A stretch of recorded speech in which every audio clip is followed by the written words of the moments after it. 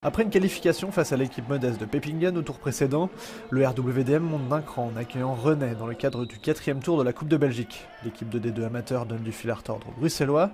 Sur ce corner de Frutos, toute la défense molenbeekoise passe à travers et Sadin est tout heureux de voir la balle atterrir sur son poteau.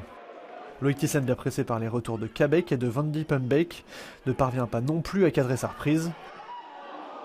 Le RWDM se décide à jouer et à prendre le match à son compte, puis se crée plusieurs occasions pas vraiment très franches. Et il faut finalement cette faute de Marvin Foucart sur Sindou Cissé pour débloquer la partie. Le très calme et lucide Johan Broekhart prend tout son temps pour ajuster Luc Bas sur son penalty. En deuxième période, René ne lâche rien, et l'équipe est même plus que limite, comme sur ce tacle de Sofiane Lekeal, sur le pauvre Jonker sorti blessé. Un geste qui aurait mérité une carte rouge et pas la jaune. Le pied est très gonflé, c'est pas évident, il ne s'est pas posé le pied sur terre. On verra bien, j'espère qu'il n'y en aura pas plus de dégâts que ça, que c'est une grosse contusion et j'espère qu'il n'y en aura pas de fracture ou quelque chose d'autre. Bas va faire plusieurs parades de grande classe sur les tentatives de Mbouba et de Nicolas Binst. Le portier des visiteurs ne pourra en revanche pas grand chose sur la tête de Van Diepenbeek, bien servi par la nouvelle recrue Ibrahim Abba.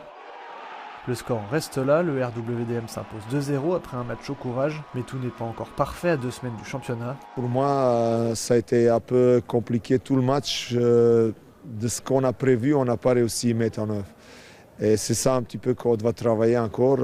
Ça montre encore qu'on a eu une grosse marge de progression. Les Molenbeekois poursuivent malgré tout leur route dans cette Croquis Cup, en espérant affronter un club de Pro League. On va aller le plus loin possible, c'est d'avoir une division 1 et après on verra si on l'atteint tant mieux, si on l'atteint pas, tant pis. Le principal je pense que c'est quand même le championnat, mais on veut faire quelque chose pendant cette Coupe de Belgique aussi. Au prochain tour, les Molenbeekois devront se défaire de Dains, un club de D1 amateur qui a étrillé le RFC Liège 4-0.